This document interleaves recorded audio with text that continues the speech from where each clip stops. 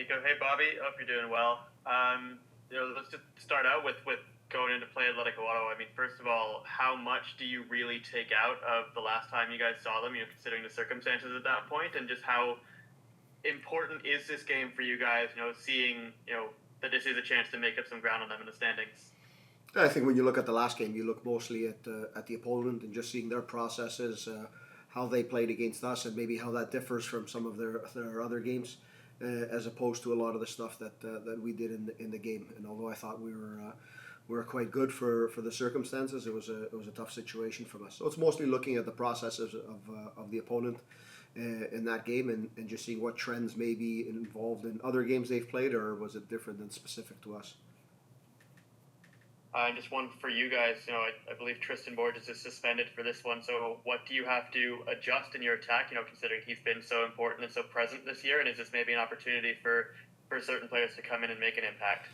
Yeah, definitely. It's we're a team that we usually don't talk too much about the players that are missing, because we think we've got players in the lineup who, when somebody's missing, it's an opportunity for somebody else, and that's exactly what this is right now. Obviously, you'd like to have Tristan Borges and everyone involved in this game, but that's the reality of what we have. Noah Jensen's a guy who, last week missed out. He's back. He's fully healthy and ready to go for this game. So it's an opportunity for somebody else to step up and do what they usually do, which is perform well. Thanks, Bobby. Next, we'll go over to Mike. Go ahead, Mike.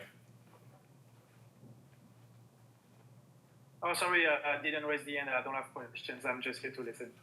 Oh, sorry about that. Sorry. Go ahead, Adam. Bobby, what do you make of the table right now? We're getting close to halfway through the season, and I mean, you guys win, you go within 2. York beats Pacific. It's a 3-way fight, and it's tight 1 through 6. And I know that we've been tight for a while, but maybe I'm just recency biased. But this year feels a little bit more deadlocked in terms of the parity.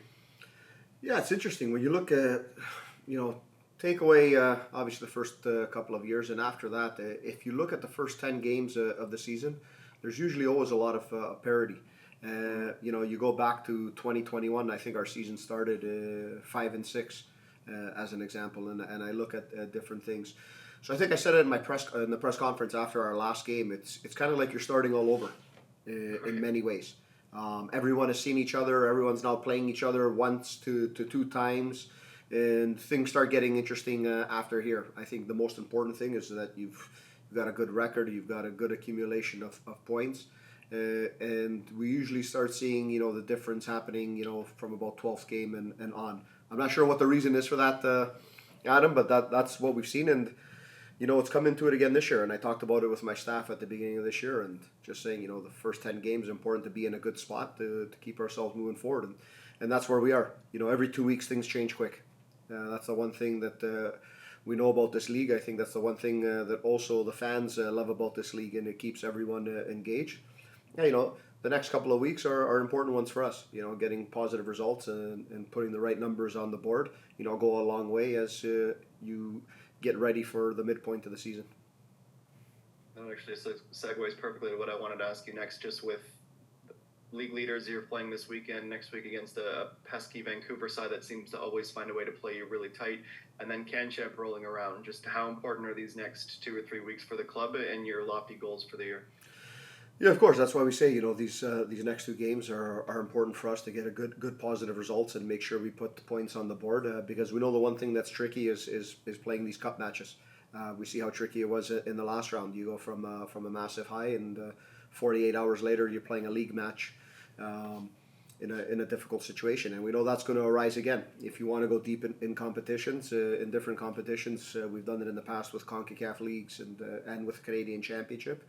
It's something that you have to be able to manage, and depth is usually what gets you through that. We're getting healthy. We've gotten some players in. We're still waiting for another one. We hope to possibly add 1 or 2 as well as the transfer period opens up. Because this is the fun part of the season. This is now where we know everything, and you start moving forward. Thanks, Bob. Thanks, Adam. Next question goes over to Kevin Anderson. Go ahead, Kevin. Hey, Coach. Just curious, having the opportunity to watch practice this morning, you guys look really good. How much of preparing for this game is adjusting to what Ottawa does versus just keying on what it is you guys want to do to put your stamp on the match? Yeah, I think it usually goes down to seeing some processes that we see of the opponent when they're off the ball, their defensive structures, and how we can apply our game plan to that. So when we change, it usually has to do with what we're doing, how we put our game model towards the opponent, where we want certain players, in what zones of the field, and who's going to occupy what. So we take a lot of times the structure of the opponent and the thing that they show most of the time, and we prepare for that. But you can't also just prepare for one thing because an opponent can be totally different in a game. So that's the importance of the rule we have of the 80-20. 80% is what we do, and 20% is what the opponent may show us. So it's a big focus on us and what we're doing, and how we can manipulate the opponent, and how we can take advantage of certain spaces on the field that they don't occupy. Thanks. And just to follow up on something you said earlier, where you're waiting still on one player to come in and looking obviously for some new players, some fresh blood to add to the team. Is there any position or player, I know you can't really name names, but any player position that you're kind of specifically looking at? Unless, of course, you want to break some news to us right now. Yeah, no, I think if you look at us traditionally in the middle of the season, we're always looking to add something. And I always say I don't want to say a best available player, but you're looking for some difference makers. I think that's the biggest thing. We've got an excellent team with difference makers. If somebody's going to come in at this point of the season, it's somebody who can come and really give a different spark to the team. Something different. That doesn't have to be a starter. It could be somebody off the bench, depth player, but it's somebody who brings something different. And I think we've done a good job as a club in making sure we give ourselves roster space, cap space for this part of the season. And we're aggressively looking at a few options, and we'll see where that goes in the next couple of weeks. Thanks, Coach. Best of luck on Friday. Thank you. Perfect. And that's all the questions we have for today. Thank you for joining us, Thanks, guys. everyone.